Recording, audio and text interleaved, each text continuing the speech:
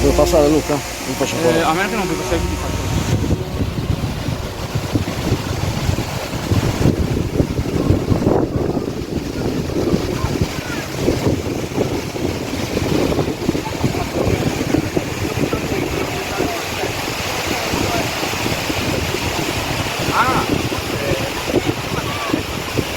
Allora, quello che si chiama, la marca lì si chiama Albert, però è buona, cioè nel senso, da cui...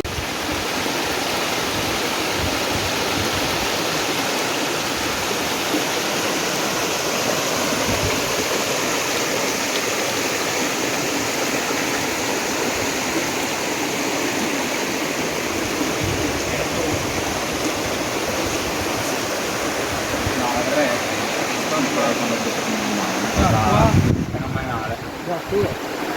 Allora, cosa succede? Ci sono due percorsi, uno che passa lungo questo fiumetto, che secondo me è il più facile, l'altro invece passa ma c'è una scenda da attraversare un po' pericolosa.